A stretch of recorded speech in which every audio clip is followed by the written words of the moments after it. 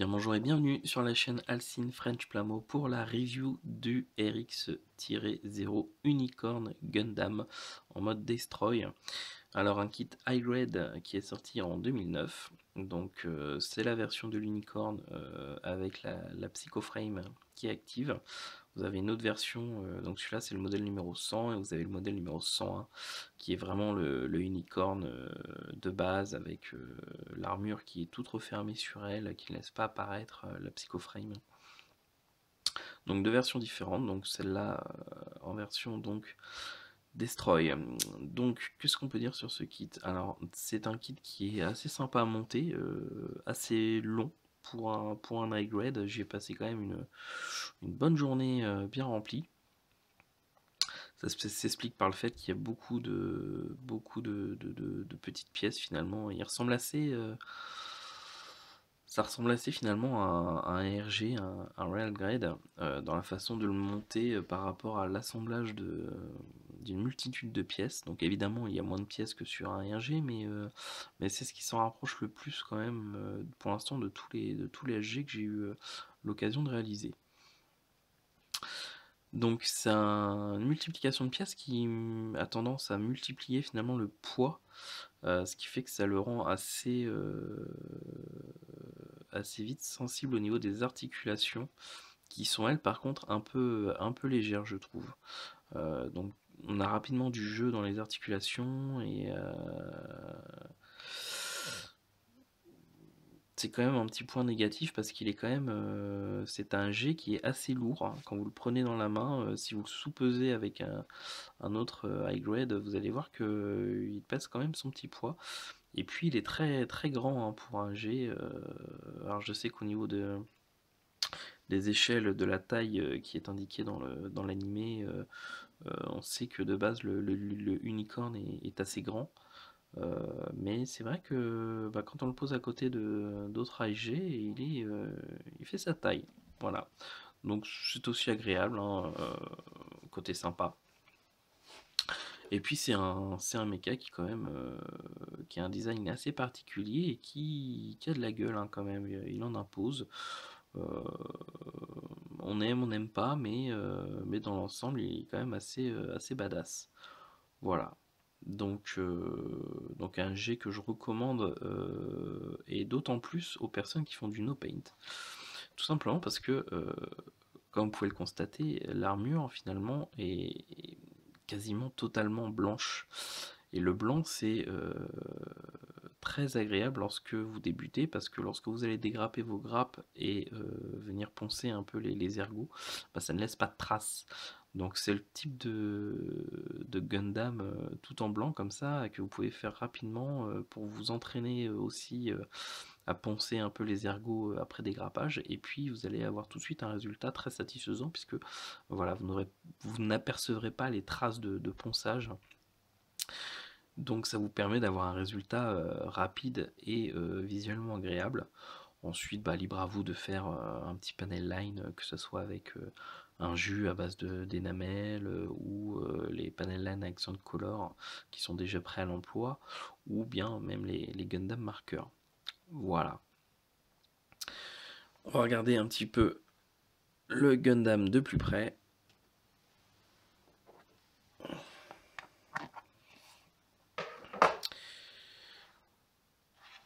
Donc au niveau des équipements, il est fourni avec son beam rifle. Voilà. Son bouclier.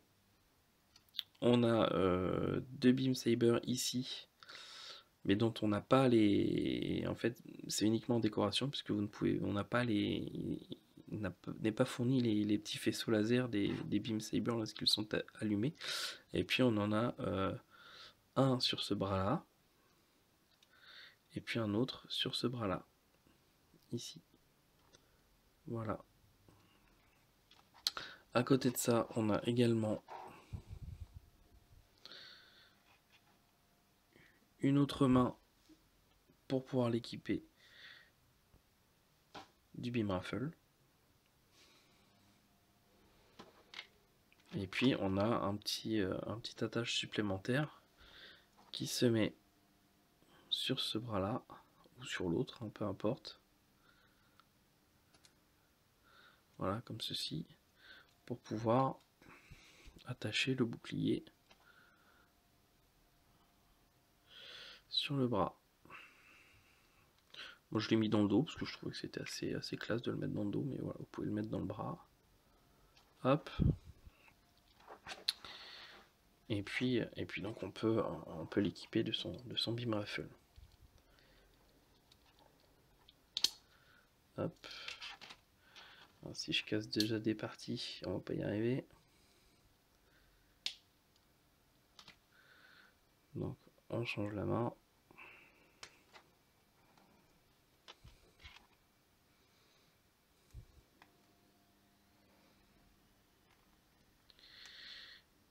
Hop. Si j'arrive à retirer ça.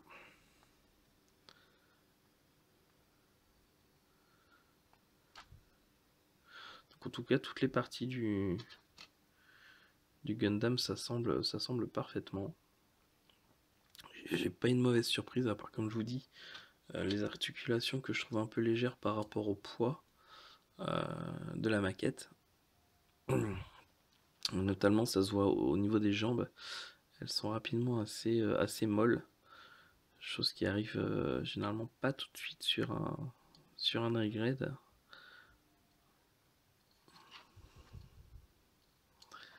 Voilà. On remet ça là.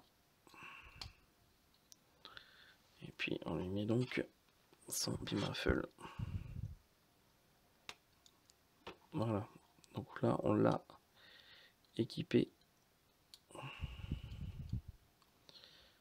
Donc évidemment, hein, comme d'habitude, voilà, vous avez du jeu, hein, tant que c'est pas peint et verni et que ça accroche, bah il y a du jeu. Et puis qu'est-ce qu'on a d'autre derrière aussi? Vous avez une petite recharge du beam rifle. Voilà. Le backpack assez sympa. Au niveau des articulations, donc hop, la jambe se plie assez bien. Les pieds aussi.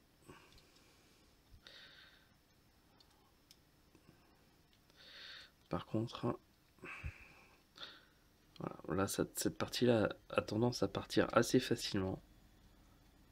Donc pas top. Et je crois que c'est vraiment dû au poids, parce que vraiment le poids, il est... Je pense qu'il y a beaucoup de pièces sur cette maquette, ce qui fait que ça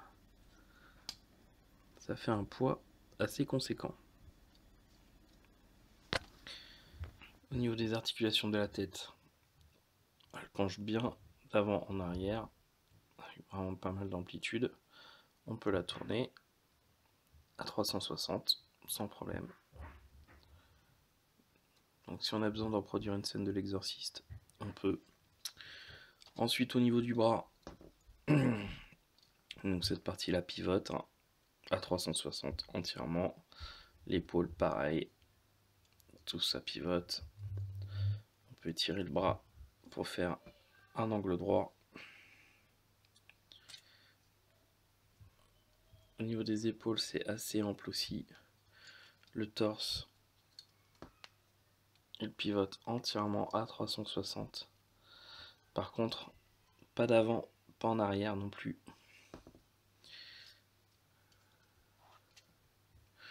Donc des mouvements assez... mouvements classiques. Hein. Après, dans les faits, il manque quand même... on sent un manque de souplesse. Mais encore une fois, on n'est pas sur les... on n'est pas sur un système d'articulation qu'on a pu avoir ces 3-4 dernières années, quoi. C'est quand même un kit qui date de 2009.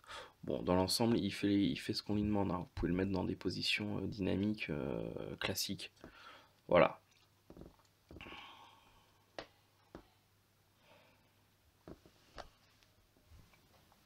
Alors maintenant, qu'est-ce qu'il me reste à faire? Il me reste l'étape de la peinture. Et pour ce kit, je pense que je vais vraiment vulgairement en chier. Ne serait-ce que pour les parties translucides rouges. Parce que plus je le montais, et plus je me disais que j'aurais carrément dû les laisser sur la grappe, les peindre avec un rouge translucide, et puis leur faire un bain de clear après, parce qu'en fait, vous avez pas mal de pièces qui finalement s'emboîtent, mais qui ont pas de...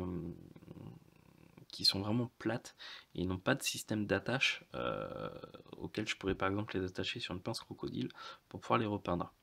Donc je pense que je vais être en fait obligé de les mettre à plat sur un support, soit avec du scotch double face ou de la pâte à fixe, je ne sais pas encore comment trop je vais m'y prendre, et puis peindre, parce que je compte les refaire en rouge translucide, et puis ensuite les vernir en brillant. Donc du coup je pense les peindre face après face. Je pense que je vais pas avoir d'autre choix. Et puis pour les parties blanches,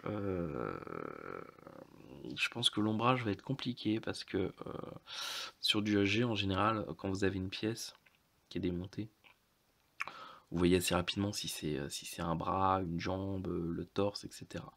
Là, ce modèle-là, je vous assure que quand les parties en blanche sont démontées, c'est un véritable puzzle, et je vous souhaite bonne chance pour vraiment voir quelle partie se met dans quel sens, à quoi elle correspond. C'est vraiment plein de bouts avec des formes géométriques totalement différentes. Du coup, va falloir que je pense l'ombrage assez... Enfin, pas falloir que je me trompe à en faire là où il n'y a pas besoin d'en faire. Et sachant qu'une fois que les pièces sont démontées, c'est vraiment pas évident à voir sur ce modèle. Donc ouais, je pense que niveau peinture, je vais y passer plus de temps qu'avec qu'un autre modèle, je pense. Voilà. Mais le résultat sera, en tout cas, je l'espère, devrait être assez sympathique. Voilà, je crois avoir fait le tour de ce que j'avais à vous dire sur ce kit. Donc on va passer à l'étape de la peinture. En plus avec celui-là, j'ai également quelques petits décalques assez sympas à pouvoir lui mettre dessus. Donc on va voir ça, et puis on se retrouve juste après. A tout de suite.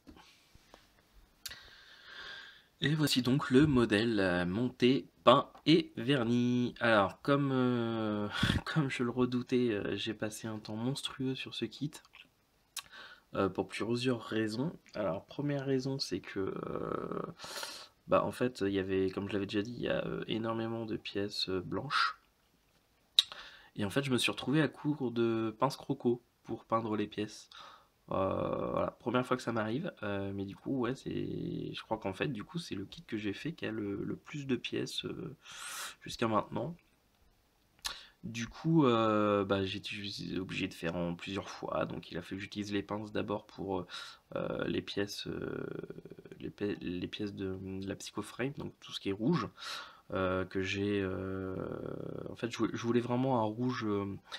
elles étaient de base d'une couleur un peu... c'était un rouge un peu rosé.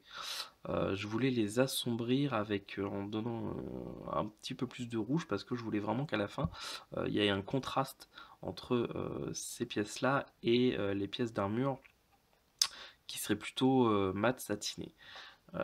Donc du coup, je les ai, comme j'avais prévu de faire, je les ai repeintes avec du rouge translucide, et puis je leur ai fait un petit bain de clear.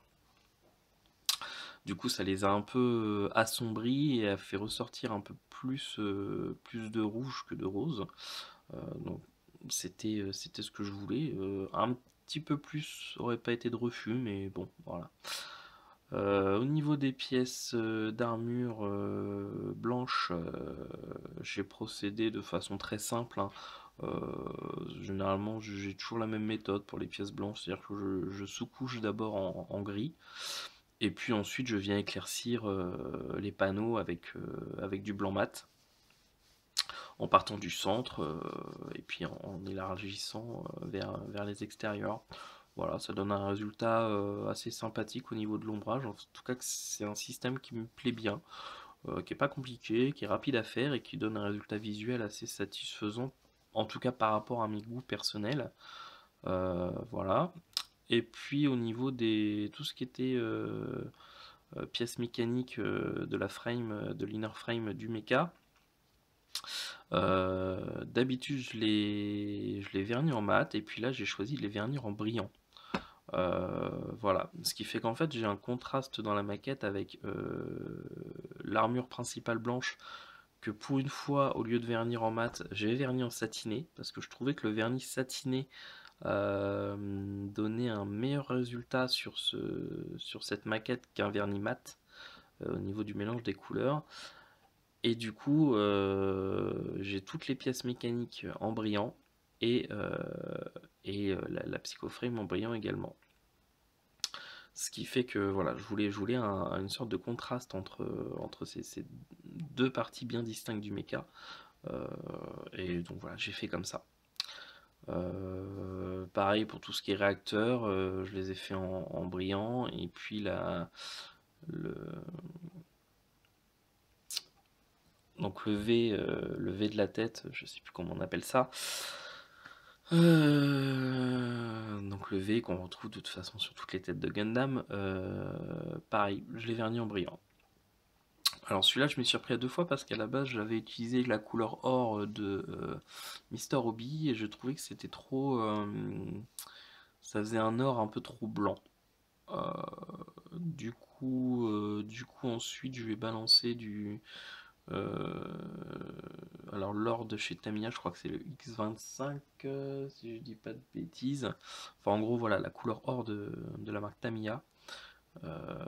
Et ça a du coup donné un petit côté or un peu plus jaune que je voulais pour ce kit, puisque à la base, c'est quand même son V-Fine, voilà, le V-Fine, c'est le mot que je cherchais, et quand même un peu plus jaune que blanc.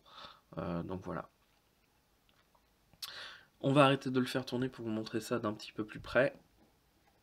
Parce que évidemment, j'ai fait une boulette sur ce kit. Hein, si ça serait pas drôle si j'en faisais pas au moins une à chaque kit. Alors, sur celui-là, la belle boulette que j'ai fait, je vais vous montrer ça. Alors, voilà, vous voyez au niveau ces deux petits bitoniaux là de chaque côté. Donc à la barre, ils sont entièrement en translucide ici. Et il y avait fourni avec des jolis stickers blancs bien pétants à mettre du coup sur à peu près la moitié de la pièce. Donc moi avant la peinture, quand je réfléchis un peu à comment je vais peindre mes pièces, etc., que je les trie selon les couleurs qui vont être peintes, je me suis dit, bon bah pendant la peinture, celui-là je vais peindre en blanc comme le reste des parties blanches de l'armure. Et puis évidemment, j'ai oublié.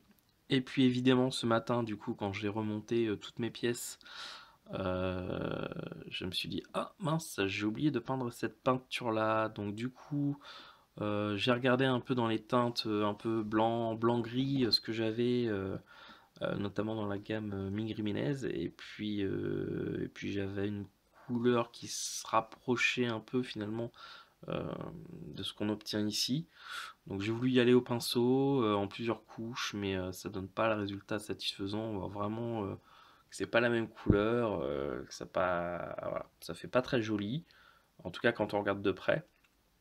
Mais franchement, j'avais pas le courage ni l'envie de m'emmerder à repeindre entièrement juste ces deux petits bitonnus là à l'aéro. Du coup, voilà, je laisse comme ça, c'est pas grave. De toute façon, quand on le met dans la vitrine à distance de vue, ça se voit pas forcément. Donc voilà, c'est très bien comme ça. Et puis c'est pas très grave. Hein. Sinon, qu'est-ce que j'ai fait d'autre? Bah rien de particulier, enfin rien de plus que ce que je vous ai expliqué en tout cas. Euh, Ouais, j'ai fait au niveau des munitions, je les ai peintes en argent. Pareil sur la partie du flingue en fin de compte. Bon, parce que j'avais vu un peu sur l'image du modèle que les munitions n'étaient pas de la même couleur que l'arme. Euh, alors dans l'animé, je crois que c'est plutôt une couleur un peu plus foncée, un peu plus gris, plus German gris, German grey, pardon. Bon, moi je l'ai fait en argent, voilà. Et puis voilà. Alors un kit au final, voilà. Bon, comme je l'avais dit, je suis pas un très grand fan de l'unicorn. Je le trouve sympa, mais voilà, c'est pas du tout mon méca préféré. Mais voilà, j'avoue que celui-là est pas mal. J'ai aussi, je lui ai rajouté des décalques à l'eau, parce que je trouvais vraiment que le laisser en blanc comme ça, sans rien, ça faisait trop vide et ça manquait de détails. Du coup, j'ai rajouté des décalques un petit peu partout. Voilà, je trouve que ça rajoute un petit plus, ça le finalise quelque part. Bon, après voilà, ça reste des goûts personnels, hein. Et puis donc au niveau des défauts, moi je reste vraiment sur le défaut principal du kit. C'est-à-dire au niveau des jambes, en fait, c'est une boule en fait. C'est même pas des polycarbes comme on trouve habituellement.